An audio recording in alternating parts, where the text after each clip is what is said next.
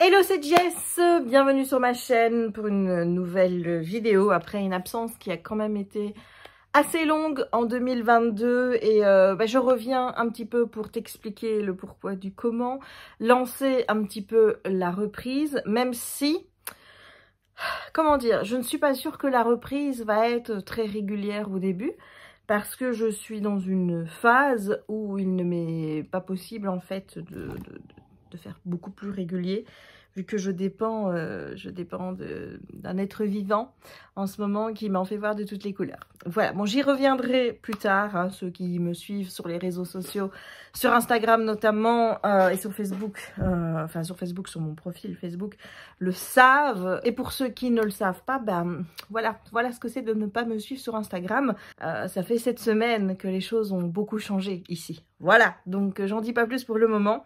Je vais juste vous expliquer sans vraiment rentrer dans les détails ce qui s'est passé, pourquoi je me suis absentée. Alors, je ne le fais pas pour me justifier vis-à-vis de qui que ce soit. Je dois dire que j'ai reçu un commentaire qui m'a pas spécialement fait plaisir il y a quelques temps où on me demandait quand est-ce que je vais faire une vidéo, si j'arrêtais ma chaîne et que ce serait la moindre des choses quand même de prévenir. Je dois rien à personne. Voilà, je tiens encore une fois à le rappeler. Je ne dois rien à personne. Ceux qui me suivent sur cette chaîne savent que je fais mes vidéos quand j'en ai envie, quand l'humeur est là, quand toutes les, les constellations sont alignées dans le bon ordre, tu vois. Si les constellations sont pas alignées dans le bon ordre, je ne fais pas de vidéo. Voilà, et ce qu'on peut dire depuis le début de l'année 2022, c'est que ces constellations n'ont pas été beaucoup alignées dans le bon ordre. Voilà. Donc sans vraiment rentrer dans les détails, je vais vous faire un peu l'historique de ce qui s'est passé pour que vous compreniez pourquoi je n'étais pas là. Et voilà. Et donc je le fais parce que j'ai envie qu'il y ait cette trace sur ma chaîne. J'ai envie que voilà, de ne pas arriver comme une fleur et de ne rien expliquer. Mais je ne vous dois pas non plus d'explication. Donc c'est pour ça que je ne vais pas non plus rentrer dans les détails. Alors, tout a commencé au mois de janvier. Les choses se sont un peu cafouillé au moment où ma sœur a signé son acte. Voilà, ça s'est pas spécialement bien passé, donc il y a déjà eu 15 jours de stress par rapport à ça. Ça a mené au fait qu'elle est venue vivre ici le temps que ça se décante, et ensuite quand ça s'est décanté vraiment fin janvier, eh bien on a décidé que comme il y avait des petits travaux à faire dans son nouvel appartement, eh bien, elle resterait ici tant que les travaux ne seront pas faits. Voilà, mon père avait misé en disant « Oui, au mois de mars, tu verras, ce sera fini. » Évidemment, ça a pris plus de temps que prévu. Donc, Audrey est restée jusque début mai à la maison. Voilà, j'ai beaucoup profité de ma sœur, j'ai beaucoup profité de Simba. Avoir Simba à la maison, ça m'a fait beaucoup de bien parce que forcément, ça faisait plusieurs mois qu'il n'y avait plus de toutou. Et j'ai recommencé à le sortir. Je dis à ma soeur, voilà, pendant que tu travailles, c'est moi qui lui fais faire sa balade. Comme ça, toi, tu peux bosser tranquille. Et moi, ça me fait ressortir dehors parce que le fait de plus avoir Kiki, le fait de plus devoir sortir le promener, je restais beaucoup cloîtrée ici. Donc, ça m'a fait du bien de pouvoir sortir Simba et forcément, ça a amorcé les choses pour ce qui arrive maintenant. Voilà. Donc, ça a été la première chose. Puis ensuite, les emmerdes se sont un peu enchaînées par mois, comme ça, enfin, on va dire. Il y a eu une succession de choses qui se sont passées au mois de février, pour commencer. Donc, au mois de février, Jérémy m'a dit qu'au boulot, voilà, c'était pas top et qu'il y avait des choix et des décisions qui allaient devoir être prises. Et donc, ça nous a mené à une période de stress, puisqu'on ne savait pas comment ça allait tourner au boulot de Jem. Et tu peux dire tout ce que tu veux, hein. Je veux dire, nous, on a une routine bien établie ici au niveau financier. On sait qu'on fonctionne bien à deux. S'il y en a un qui vient à dérater au niveau de son boulot et que les choses ne se passent pas bien, forcément, ça fout tout l'équilibre du ménage en l'air, hein, logique. Donc, ça a forcément entraîné pas mal de stress, pas mal d'inquiétudes, de doutes, en se demandant de quoi l'avenir allait être fait. Voilà, bon, la guerre en Ukraine est arrivée, ce qui, moi, m'a beaucoup stressée parce que j'imaginais pas qu'une telle situation puisse encore arriver en 2022, qui a entraîné son lot de merde, hein. Voilà, je t'avoue que moi, la montée de tous les prix de l'énergie, c'est quelque chose qui me fait quand même royalement flipper, parce que, encore une fois, c'est notre budget ici qui va en prendre qui va en prendre un coup, hein, voilà. Bon, ça, c'est le volet un petit peu international de la chose qui me fait stresser, hein, encore maintenant, même si c'est moins qu'au tout début. Il y a toujours ce doute de savoir où va s'arrêter, hein, vous savez qui, hein, voilà, j'ai pas envie de parler de lui sur ma chaîne. Hein. Est-ce que ça va se calmer à un moment ou un autre? Voilà, c'est une situation qui moi me laisse perplexe, qui moi me stresse, donc ben ça n'a fait que augmenter le stress général par rapport à ce que je ressentais déjà.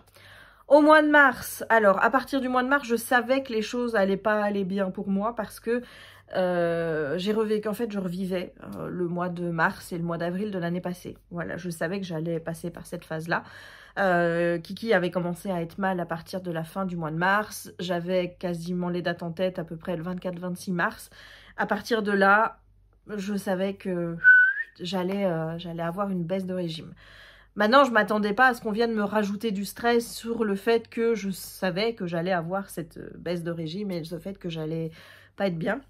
Et donc, au mois de mars, mon oncle, donc mon grand-oncle, puisque c'est le frère de mon grand-père, quelqu'un... oh, là, il faudrait que je remette un petit peu de collant.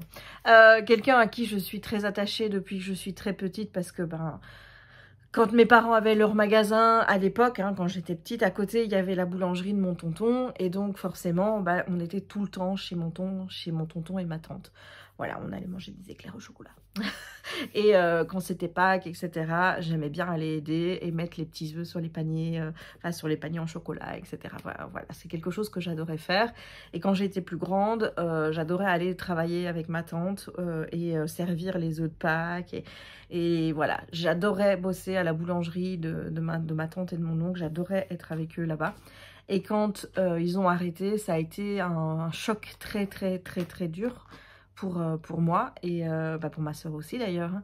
Voilà, maintenant on a continué à aller voir, sauf que ces dernières années, ils s'étaient un petit peu repliés en ermite hein, et on les a plus beaucoup vus. Alors, il faut savoir, donc mon oncle a été malade au mois de mars. L'ambulance est venue et étant donné que ils préviennent personne et que il vivait en ermite, c'est la voisine qui m'a prévenu que l'ambulance l'avait embarqué et qu'il avait fait un infarctus et un AVC. Donc, il y a eu beaucoup de stress, évidemment, par rapport à sa santé, savoir comment ça allait se passer. Ma tante était déjà placée en maison de repos pour sa part. Et donc, savoir qu'est-ce qui allait arriver à mon oncle. Est-ce qu'il allait pouvoir rentrer chez lui? Est-ce qu'il n'allait pas pouvoir rentrer chez lui? Enfin voilà, beaucoup de questions, beaucoup de qu'est-ce qu'on va faire parce que ils n'ont pas d'enfants. Donc, il y a eu pas mal de choses qui se sont posées par rapport à ça. On a pris les choses en main avec mon père et un de ses cousins parce que voilà, étant donné qu'il y a encore ces 3 sœurs qui sont en vie, et que chacune ont des enfants, hein, voilà, il y a un des cousins de mon père qui est aussi très proche d'eux et on a pris les choses en main à 3 pour essayer de régler les affaires au plus vite, mais ça a mis quand même pas mal de temps puisque les choses sont finalement bien mises en place depuis la fin juin. Donc voilà, il y a eu cette période-là avec mon oncle où on se demandait pas mal de comment on allait faire et tout. Ensuite, il y a eu ma mère hein, qui est venue s'ajouter au petit pêle-mêle de problèmes, en sachant que en fait ma tante, qui est ma marraine, donc la sœur de ma mère, a fait une rupture d'anévrisme l'année dernière. Elle s'en est sortie vraiment très bien, mais son neurochirurgien, lui, l'a prévenu que les anévrismes étaient génétiques et donc sa famille devait également passer des IRM pour savoir si elles avaient ou pas un anévrisme. Alors, ça inclut évidemment les frères et les sœurs, ça inclut tous les enfants qui sont en dessous, hein, voilà. Donc, ma mère était la première à faire son IRM et il s'avérait qu'elle avait un anévrisme. Voilà, donc non seulement tu as eu le stress de l'anévrisme en sachant qu'elle en avait un, mais le stress de se dire peut-être que ma soeur et moi on en a un aussi. Surtout que ma mère ayant l'anévrisme, les autres se sont dit tiens on va commencer à peut-être faire les résultats, enfin on va aller faire l'IRM aussi. À un moment on est arrivé à 4, les 4 premières qui ont fait l'IRM, en incluant ma tante qui elle a fait la rupture. Les 4 premiers, c'était anévrisme les 4. Donc on s'est dit, ah, ok, ça passe bien. Donc nous, on a pris rendez-vous au mois de juin pour faire l'IRM avec ma sœur. On n'a rien pour le moment parce que il faut savoir qu'un anévrisme, tu peux très bien ne pas l'avoir à un certain âge et le développer par la suite. Ma mère, apparemment, le médecin, quand elle y est allée, lui a dit qu'elle l'avait depuis entre 5 et 10 ans. Donc, il est possible que je n'ai encore rien pendant 20 ans, peut-être 10, et qu'ensuite, eh bien, je développe un anévrisme à mon tour. Donc, grosso modo, je suis partie pour faire des IRM tous les 5 ans pour vérifier si j'ai un anévrisme ou pas.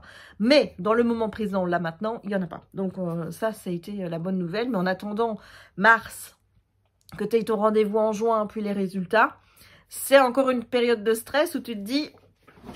Est-ce que j'en ai un? Est-ce que j'en ai pas? Je ne sais pas. Voilà. Et ma mère, elle s'est fait opérer assez rapidement. Donc, elle a été prise en charge par l'hôpital. Elle est allée dans le même hôpital que ma tante, qui est ma marraine aussi, hein, en passant, qui est à Liège. Donc, c'est au Mont-Légia. Ils l'ont très bien soignée là-bas. Et en fait, elle a été opérée le 4 avril, qui est la veille de son anniversaire. Et donc... voilà, depuis, elle doit prendre un médicament, je crois qu'elle doit encore le prendre pendant quelques mois. Elle doit repasser une IRM ou un examen spécial au mois d'octobre pour voir si il n'y a pas de rejet ou des choses comme ça et que tout se passe bien au niveau du stent qu'on lui a placé dans la tête. Donc ça s'est arrangé assez vite, même si ça a fait du stress. Évidemment, tu sais, avril... Avril, c'est le dernier mois où j'avais... Enfin, c'est le dernier mois, non, puisqu'il est parti au mois de mai. Mais voilà, avril n'a pas été un mois rigolo. En tout cas, dans les premiers jours. Après, il y a eu une nouvelle qui est venue un petit peu contrebalancer. C'est-à-dire que je pense que s'il n'y avait pas eu cette nouvelle qui arrivait à ce moment-là, je pense, très honnêtement, que ça n'aurait pas été. Voilà. Donc, j'ai eu un petit sauvetage imprévu qui est arrivé, qui m'a permis de remonter doucement la pente sans sombrer. Parce que franchement, je vous assure qu'au fin mars, début avril, j'étais pas spécialement jolie à voir, dans le sens où j'étais vraiment pas bien. Et où j'arrêtais pas de penser à Kiki tout le temps, et je sentais que je partais vraiment, enfin moi je sens quand je pars dans un épisode dépressif, on va dire, quelque chose que je n'aime pas, hein, il faut me dire qui aime bien ça, mais voilà, et ça m'a permis en fait de remonter doucement et de me maintenir, voilà. Cette fameuse nouvelle, vous le savez, hein, de toute façon, puisqu'on en a déjà parlé, j'avais envie d'avoir un chien, donc de reprendre un chien. J'avais envie de laisser un délai pour me laisser le temps de faire le deuil et ensuite de reprendre un chien. Il était prévu qu'on ne reprenne pas un mâle parce que je ne voulais pas reprendre un mâle, je voulais tout l'inverse en fait. Je voulais tout l'inverse pour éviter de faire des comparaisons, tout simplement.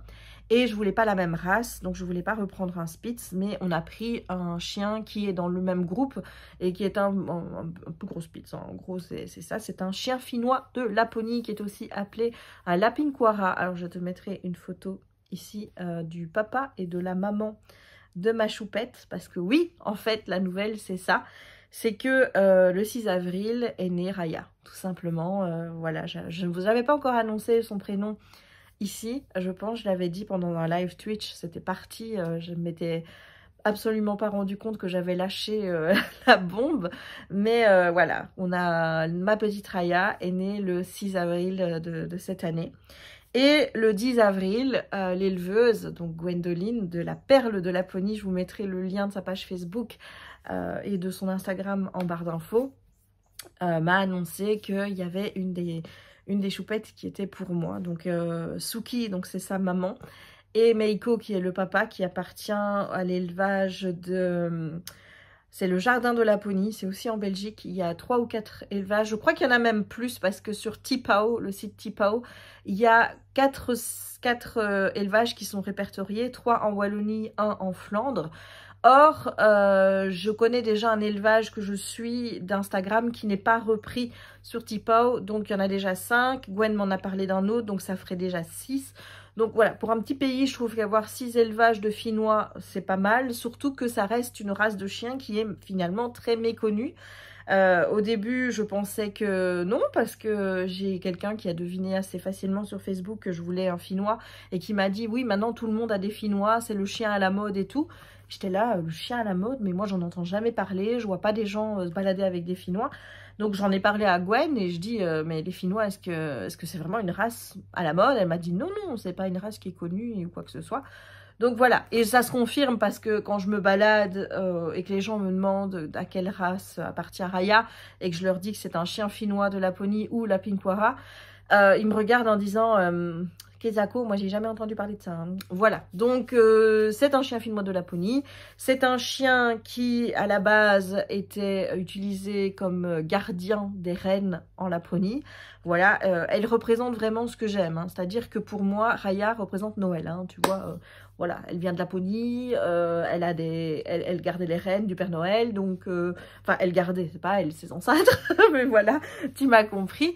Donc, elle est arrivée et le dimanche 10 dans l'après-midi, j'ai appris donc qu'il y avait une petite chienne pour moi, puisque Suki et Meiko donc ont donné naissance, enfin, c'est Suki qui a donné naissance à 4 chiots, un petit mâle et 3 femelles. Voilà, alors il faut savoir qu'au départ, j'étais assez, comment dire, j'étais assez pas strict, mais je vois pas le mot, comment je pourrais dire. J'étais assez butée sur ce que j'avais envie d'avoir, c'est-à-dire que les 2 chiens de Gwen sont des Lapinkwara qui sont de couleur noire avec un masque et un arriéré de couleur soit de fauve, soit de crème, avec bien un masque bien défini au niveau du visage. Enfin moi voilà, au niveau des yeux, je voulais vraiment avoir un masque au niveau des yeux.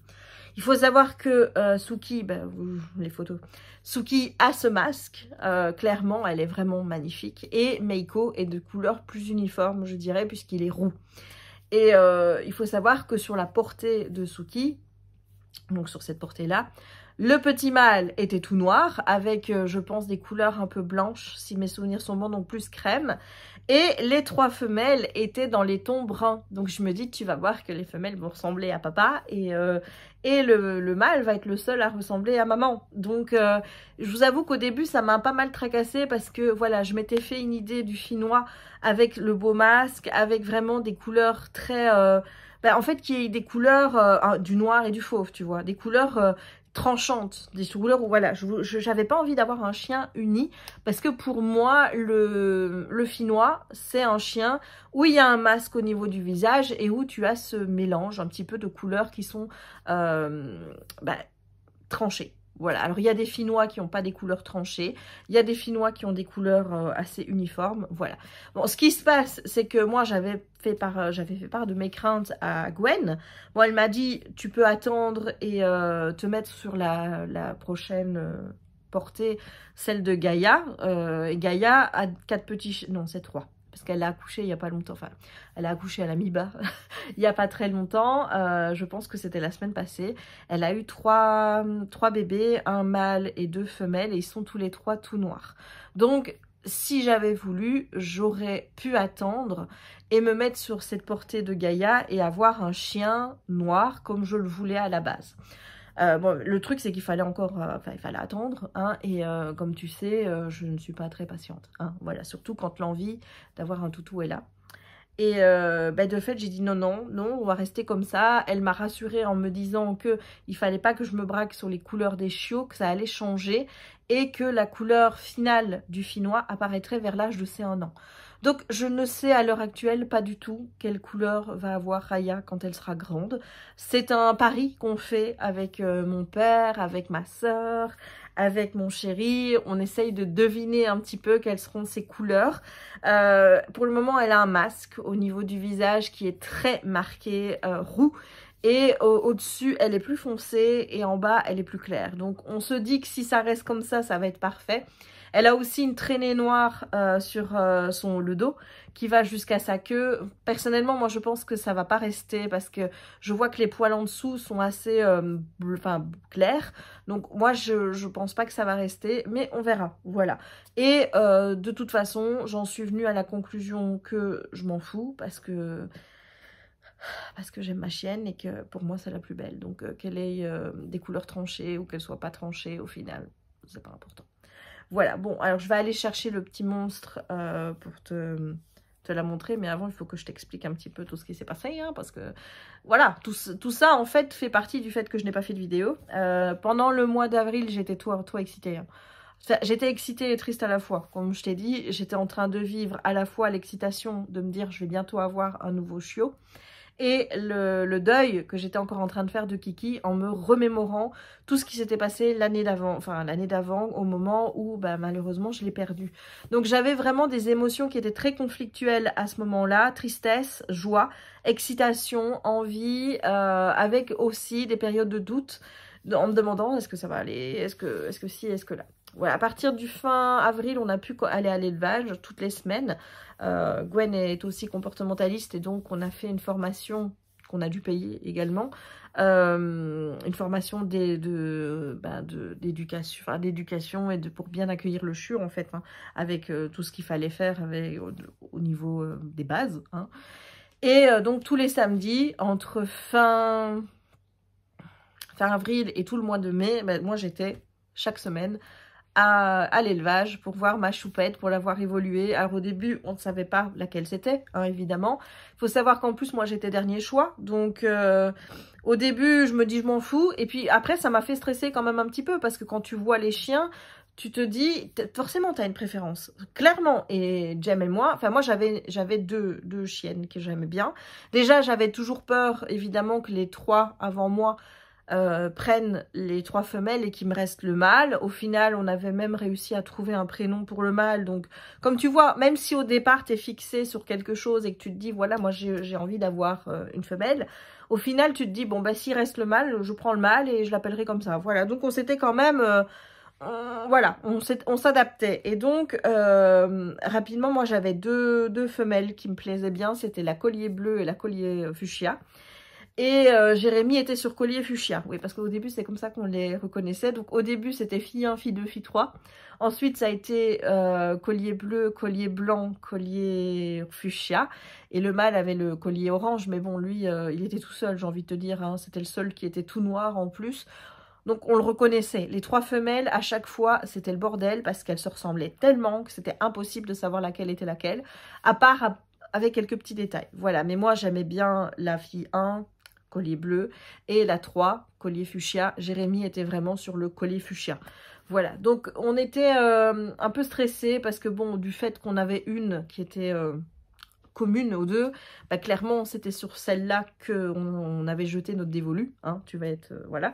Donc la fille 1, donc le collier bleu, on savait très bien, parce que le jour où on a dû faire les choix, moi je savais très bien chez qui allait aller la fille 1. Parce que je voyais qu'elle était tout le temps avec les personnes. Je voyais qu'eux étaient souvent attirés par elle et qu'ils n'allaient pas forcément vers les autres. Donc, j'avais dit à Jérémy, pour collier bleu, c'est sûr que c'est avec eux qu'elle va partir. Le mâle, je savais qu'il allait partir avec le couple numéro 2 et leurs enfants. Il restait donc le collier blanc et collier fuchsia. Il y a eu un stress parce que... Il y a eu un stress dans le sens où on était persuadé que collier fuchsia allait partir avec le couple numéro 3 et qu'on allait avoir collier blanc. Alors, je vous assure, hein, c'est pas que je n'aimais pas collier blanc, hein, que je la trouvais pas jolie, mais je préférais largement ma petite fuchsia. Voilà, et les choses sont très bien tombées puisque finalement le couple 3 a pris collier blanc et il restait donc collier fuchsia. Voilà, donc on a eu en fait la petite chienne qu'on voulait, même si on était choix numéro 4. Donc ça, je suis contente. Voilà, maintenant Gwen nous avait dit c'est la plus calme. Alors, vu comment elle est à la maison, j'aimerais bien savoir comment sont les deux autres chez elle, hein, parce que la plus calme, voilà. Maintenant, Gwen est venue à la maison et je lui ai dit, mais elle m'avait dit que c'était la plus calme. Et elle m'a dit, ouais, mais si ça se trouve, maintenant qu'elle est toute seule et qu'elle est dans son environnement et qu'elle a trouvé sa place, ben, elle se révèle, quoi. Ouais. On peut dire qu'elle se révèle, voilà. Donc, pour vous donner les noms, la petite bleue s'appelle Valkia. Le petit mâle s'appelle Vegas, le collier blanc, donc la numéro 3, la numéro 2 s'appelle Vasa, c'est une ville qui est en Finlande apparemment, et nous elle s'appelle Raya, enfin elle s'appelle Valraya sur son pédigré, parce qu'évidemment aujourd'hui en 2022 ici en Belgique c'est l'année du V pour le pédigré Saint-Hubert, donc on était pas obligée, parce que moi j'avais demandé à Gwen si j'étais obligée de choisir un prénom en V. Elle m'a dit non, tu peux choisir le prénom que tu veux, mais il faut que sur son carnet soit un nom en V. Et donc, étant donné que j'avais pas envie de trop changer, moi je suis partie avec Vaiana, et puis je me suis dit on va essayer de mettre les deux. Alors au début c'était sur Vai Raya, et puis ensuite je me suis dit Val Raya, c'est mieux Val. Donc elle s'appelle VAL apostrophe Raya. Voilà, ce qui fait que c'est Raya tout le temps. Voilà, voilà. Donc ça, c'est pour vous faire un petit peu l'historique de comment sont passées ces semaines. J'ai adoré partir toutes les semaines, voir Raya à l'élevage, la voir évoluer. Et ensuite est arrivé le jour où on a pu la ramener à la maison. C'était le 4 juin, le samedi. Elle venait d'avoir 8 semaines. Et comment dire, ça a été un des plus beaux jours de ma vie. J'étais extrêmement contente de ramener mon chiot à la maison, de l'avoir ici. Et puis après, les choses se sont un petit peu... comment dire, j'ai vécu les 3 premières semaines de l'arrivée de Raya. Je vous assure que ça n'a pas été une partie de plaisir du tout. Parce que comment est-ce qu'on pourrait... donc j'en ai discuté avec Perrine de la chaîne La Bouquinerie Céleste, parce qu'elle a aussi adopté un chien. Et je vois qu'on a vécu en fait la même chose. Je me dis, bon, bah, finalement, je suis pas toute seule à vivre ça. Donc, ça veut dire que je peux être normale à ce niveau-là. Mais j'ai comme fait un puppy blues. Voilà. C'est-à-dire qu'à partir du moment où elle a été là, je crois que déjà, il y a eu le fait que j'avais complètement oublié ce que c'est d'avoir un chiot à la maison. C'est-à-dire que je m'attendais à avoir un chien. Sans vraiment m'y attendre. C'est-à-dire que tout ça est inconscient. Hein. Dites-vous bien que je savais que j'allais en chier au niveau de la propreté, je savais qu'un chiot c'était turbulent, et compagnie, donc il n'y a pas de souci. C'est juste que inconsciemment, mon cerveau s'était bloqué en se disant « Je vais avoir un chien nickel, propre, parfait, tout va être génial et tout ». Et surtout un chien qui ne détruit pas, un chien qui ne touche pas à mes affaires, et comme l'était Kiki, hein, voilà. Et donc, t'as beau te dire, je ne vais pas comparer, parce que nous avons pris pas la même race, nous avons une femelle et pas un mâle, donc je m'étais dit, il faut pas faire de comparaison. Et ben, qu'est-ce que j'ai fait? À peine arrivée, les premiers jours, j'ai constaté que c'était pas Kiki, voilà. Ça a été le truc qui m'a...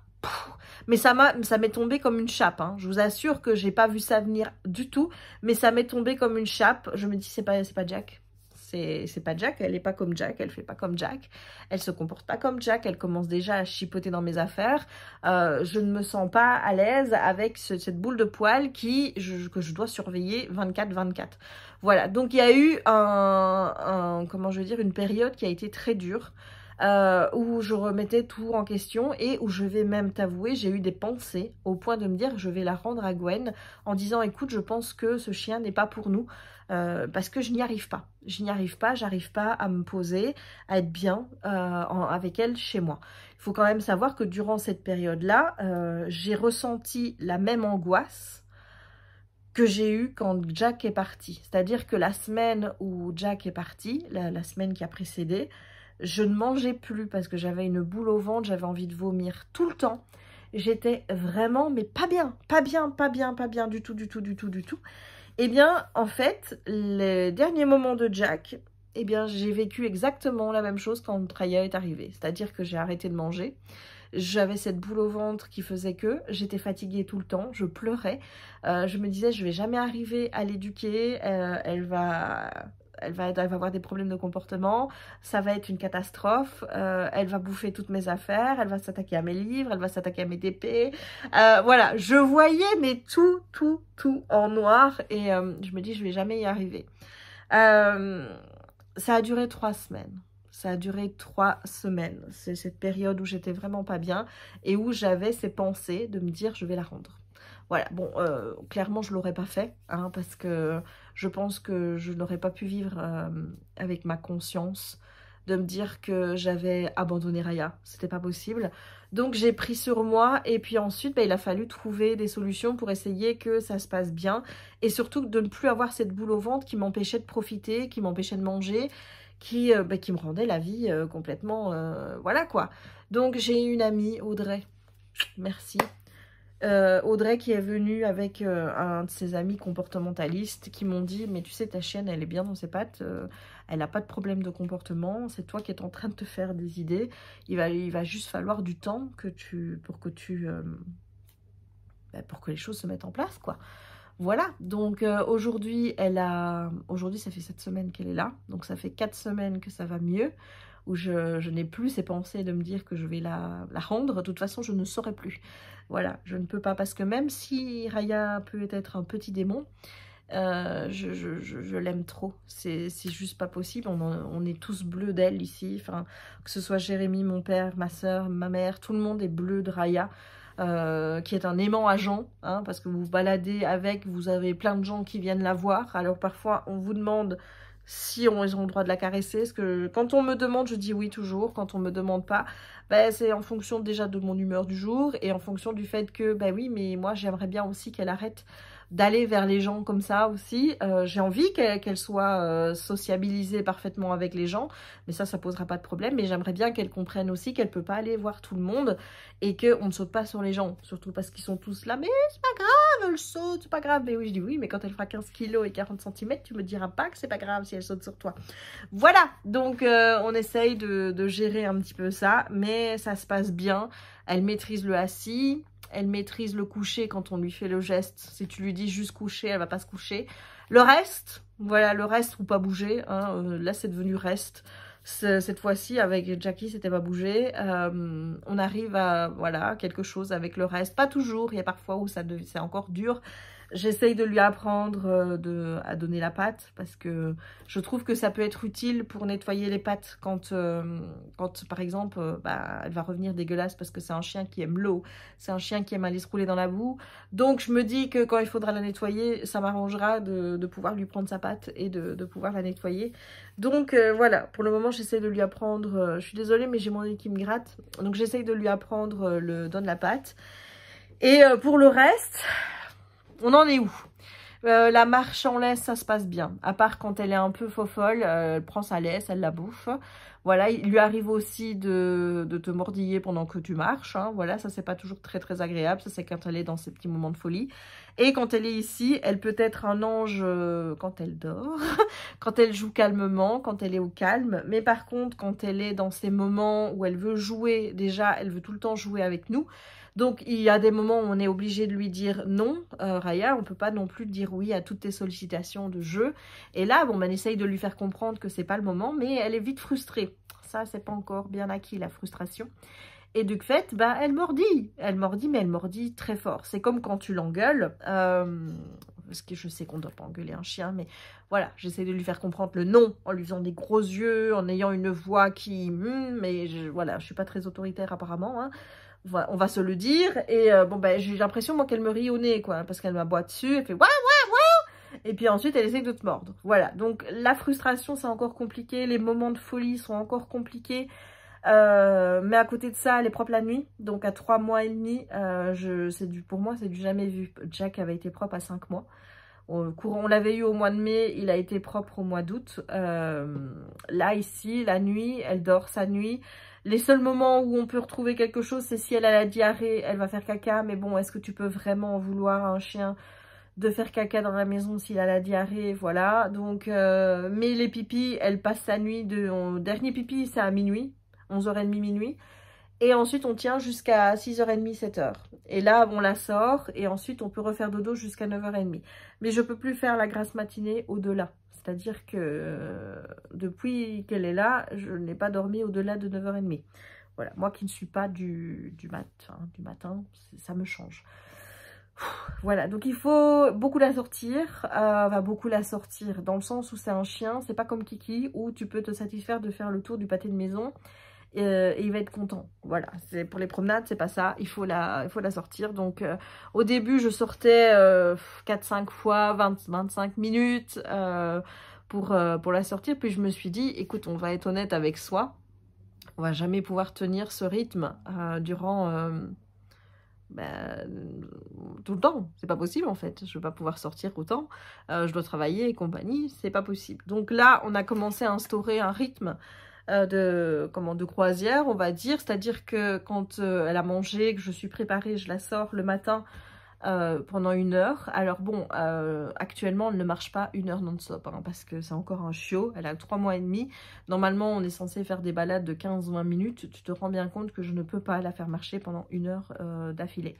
Donc, ce qui se passe, c'est que les balades, de toute façon, sont des moments où elle renifle la plupart du temps. Donc, je m'arrête, je la laisse renifler parce que le fait de renifler, de sentir les odeurs, etc., ça participe à la fatiguer mentalement. Donc, on s'arrête beaucoup, on s'assoit sur un banc, on se pose pendant 10 minutes et puis après, on repart. Voilà, et je fais ça plusieurs fois sur la balade pour qu'elle puisse, ben voilà, pour ne pas lui flinguer ses articulations ou quoi que ce soit. Mais au moins 1 heure dehors le matin et l'idéal, c'est de faire 1 heure le soir. Alors ça, pour le moment, on ne tient pas dans le sens où on va souvent chez mon père en fin de soirée où Simba nous retrouve avec ma sœur et donc elle court dans le jardin et ça participe aussi à la fatiguer le soir. Faut savoir qu'avec Simba, ça se passe... il la tolère. Voilà, on va dire qu'il tolère qu'elle soit là. Parfois il joue avec elle, parfois il n'a pas envie. Alors il faut savoir que Raya, elle a un truc, c'est qu'elle adore faire des bisous sur les museaux des chiens. C'est son truc. Voilà, à l'élevage, elle faisait des bisous à Bélial, qui est un malinois. Parfois tu voyais l'autre, il ouvrait sa gueule et elle foutait sa gueule dedans et elle allait lui faire des bisous. Enfin voilà, donc elle est habituée à ce qu'un malinois accepte qu'il fasse des bisous. Donc du coup, elle a envie de faire des bisous à tout le monde, à tous les chiens. Donc Simba n'aime pas trop les bisous sur le museau, donc il se laisse pas faire et il lui grogne dessus, comme ça. Mais ça va jamais au-delà, hein, croyez-moi. Et ben pareil, quand on voit des chiens dans la rue, elle reste en position, d'abord elle s'assied, elle laisse le chien la sentir, elle tourne autour et puis après... Ni vu ni connu, petite lèche. Voilà, donc ça c'est Raya. Avec les autres chiens, ça se passe bien aussi à ce niveau-là, donc je suis contente. Donc avec Simba, ça se passe bien, mais ils sont pas les... Enfin, elle, tu sens qu'elle l'aime beaucoup, parce que dès qu'elle le voit, elle est super heureuse, elle commence à pigner, à faire des petits cris de joie et tout. Lui, c'est j'aboie, tu m'emmerdes, fous-moi la paix, voilà. Mais ça se passe bien dans le sens où il la tolère et où on peut faire des choses chez moi, chez mon père, avec les 2 chiens sans qu'il y ait de problème. Donc ça c'est super. Et sinon, à l'extérieur, c'est un amour. Bon, sauf quand elle commence à bouffer la laisse, hein, mais bon. Elle va vers les gens, elle va vers les chiens, elle n'aboie pas. Elle n'aboie pas, elle n'aboie pas, voilà. Donc voilà, pour le moment c'est les promenades et on essaye d'aller dans les bois, dans les champs un maximum pour que je puisse la lâcher en fait. Hein, parce qu'elle a besoin de courir, elle a besoin de se dépenser et c'est pas la marche en laisse non plus qui va permettre ça. Donc on essaye d'aller dans des bois, de voir des chemins de randonnée pour aussi aller avec la longe parce que j'ai pas non plus envie qu'elle soit détachée tout le temps quand il y a des gens ou des choses ainsi. Donc oui, on essaye de s'adapter. Pour nous, c'est tout nouveau. Tu sais qu'avec Jérémy, on est casanier à fond. Donc pour nous, c'est vraiment un gros changement de se dire on va dehors, on va promener. Moi, je me rends compte que ça me fait du bien. Et premier été où je suis bronzée, hein, les gars. Enfin voilà. D'habitude, je suis toujours blanche comme un cachet d'aspirine. Cette année-ci, je suis bronzée. On est au mois de juillet. Donc... c'est top, voilà, donc elle apporte beaucoup de choses positives, cette petite louloute. Et bah oui, mais à côté de ça, bah oui, elle est difficile parfois. Il y a des moments où elle a ses crises de folie et où elle n'écoute absolument rien. J'avoue que c'est les moments qui me font le plus peur. Et si vous avez vécu ça avec vos chiots, dites-moi que ça pèse et ce que vous avez fait, ce que vous avez mis en place.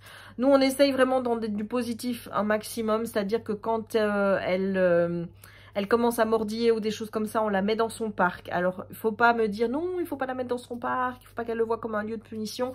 C'est pas le cas. C'est-à-dire qu'elle mange dans son parc, elle retourne dans son parc pour jouer avec ses jouets. Parfois, elle va y dormir, pas toujours, mais elle ne voit pas spécialement son parc comme quelque chose de négatif. Donc, quand elle est difficile, nous, on la met dans son parc le temps qu'elle se calme. Si elle se met à aboyer, parce que oui, elle aboie dans la maison, elle aboie pas dehors, mais elle aboie dans la maison. Dans ces cas-là, on la met dans une autre pièce et on attend qu'elle se calme avant de lui permettre de revenir vers nous. Donc voilà, on est dans ce type d'éducation-là. On essaye avec Jérémy de ne pas laisser nos propres émotions prendre le dessus et être trop strict et direct dans l'approche, c'est-à-dire de gueuler, même si, bon, bah, parfois, hein, on va pas se le cacher, quand elle te met tes nerfs à rude épreuve, ben, ça arrive hein, qu'on crie et voilà. On essaye d'être dans le positif au maximum. Là, j'hésite encore à savoir si je vais aller en club canin ou pas. J'ai pris contact avec un club canin pour savoir un petit peu comment ils fonctionnent et savoir s'ils peuvent nous aider par rapport à la problématique des mordiments, enfin des mordiments qui deviennent ben, je mords quand je suis pas contente en fait. Hein. Voilà, j'avoue que c'est ça qui me fait le plus peur à l'heure actuelle. J'ai peur qu'elle conserve ce comportement. Là, c'est encore un bébé, mais quand elle sera pas un bébé, voilà. Et ça grandit vite, hein, ces petites choses. Hein. Voilà, parce que depuis qu'elle est là, je peux t'assurer que... même moi, je le vois maintenant. Au début, je ne voyais pas grandir, mais je la voyais pas grandir, mais maintenant, je vois qu'elle grandit, je vois qu'elle prend, et que ma petite bébé, bientôt, je ne pourrai plus la prendre dans les bras. Donc, à chaque fois, quand je la porte, je lui dis, j'en profite pendant que je peux encore. Parce que quand elle fera 15 kilos, je pense pas que je puisse encore la prendre dans mes bras, hein, clairement. Bon, je pense que je t'ai dit tout ce que je t'avais à dire sur les bouleversements qu'il y a eu ces derniers mois. Avant d'aller la chercher et te la montrer, je vais juste encore te dire que ça risque d'être chaotique. Voilà, dis-toi bien que je dépends, enfin, que j'ai un bébé qui dépend de moi, un chiot. Un chiot qui n'est pas toujours très facile. Là, je me permets de faire la vidéo parce qu'en fait, déjà on est samedi. Et moi, je suis en congé pendant 3 semaines, mais Jérémy a congé la semaine qui vient. Donc je me dis, là, je vais avoir facile de m'isoler et de pouvoir tourner ou alors venir monter. Mais en temps normal, il faut toujours quelqu'un qui ait les yeux sur Raya. Jérémy travaille dans son bureau, moi j'ai mon bureau ici, tu le sais aussi vu que je travaille à la maison, mais j'ai déménagé mon bureau pour le moment pour être près de Raya. Donc je travaille pas depuis qu'elle est là, je ne travaille pas dans mon bureau. Ça fait 6 semaines que j'ai pas bossé, non, j'ai bossé 5 semaines sur les 7 parce que j'avais pris la première semaine de congé pour pouvoir mettre les choses en place avec Jérémy, voilà. Et ensuite, on a repris le boulot pendant 5 semaines et moi, je suis déjà en congé depuis 1 semaine. Donc, ça fait 5 semaines que je ne travaille pas dans mon bureau, mais à côté, dans un endroit au fait où je peux la surveiller.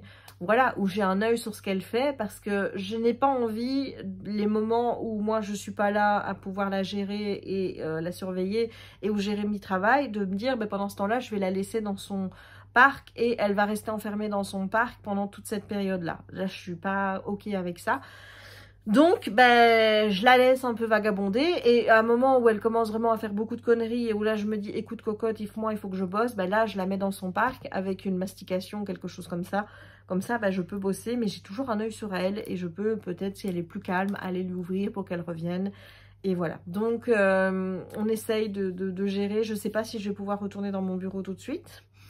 J'avais dit que je rentrerais dans mon bureau après mes congés d'été. Je ne sais pas si ça va être possible.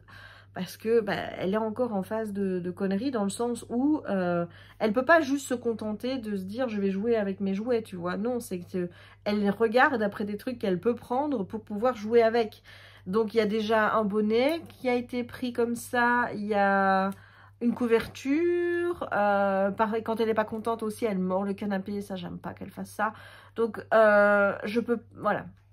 Je ne suis pas à l'aise de la laisser encore toute seule. Je ne lui fais pas confiance pour ces choses-ci. Et cette pièce-ci, je vous avoue qu'elle y est venue seulement 2 fois.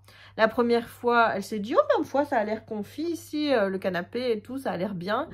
Et du coup, après, je suis revenue. Et là, qu'est-ce qu'elle a fait? Elle a commencé à monter sur les coussins du canapé qui est juste, juste là. Voilà. Et à venir sur le bord, tripoter à la table où j'ai mon DP. Que je n'ai pas touché, ce DP-ci, depuis qu'elle est là, au moins. Donc, comment dire? Voilà, donc il y a des choses à faire, il y a des choses qu'elle doit encore comprendre, c'est-à-dire ne pas toucher aux affaires de maman, surtout. Voilà, je t'avoue que les sacs, je suis stressée à l'idée qu'elle m'en pique un et qu'elle commence à me le mettre en charpie. C'est mon plus gros stress parce que, bah bon, tu vas dire c'est que du matériel, c'est que des sacs, mais tu sais que je suis attachée à ces sacs Loungefly. Je sais que si jamais elle m'en bousille un, je vais pleurer.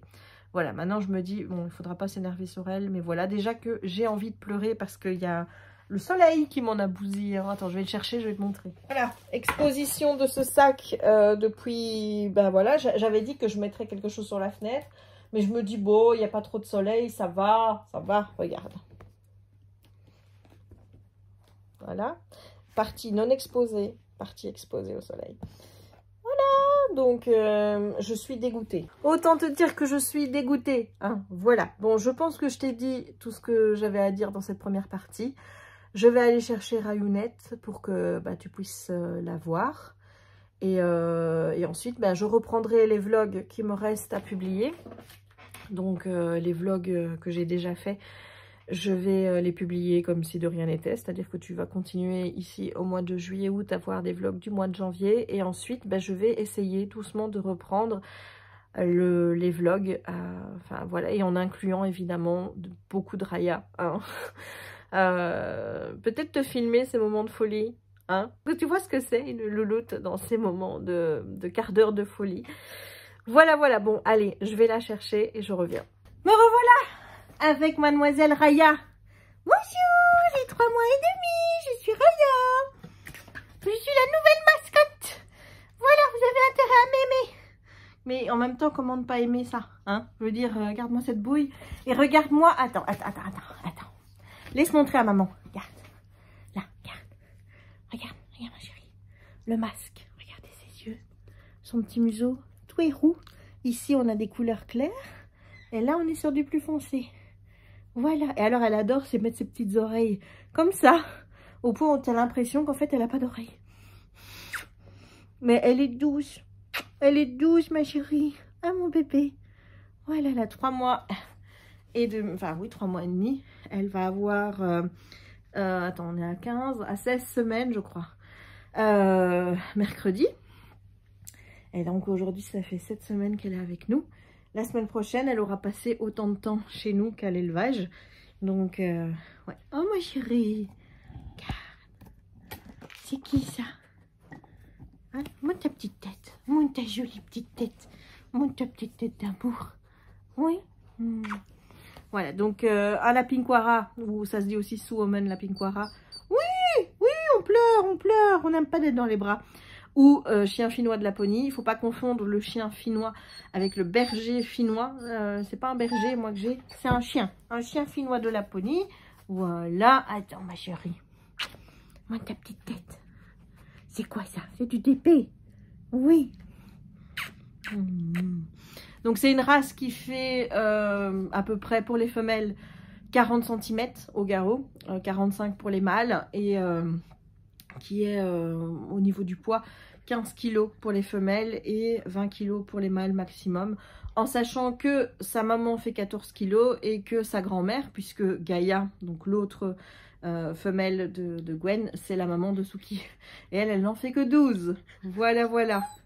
Donc, on ne sait pas du tout combien de kilos elle va faire, si elle sera plus grosse.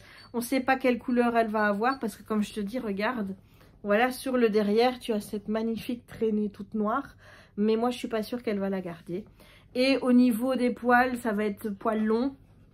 Et un peu comme Kiki. La queue qui se remet en panache.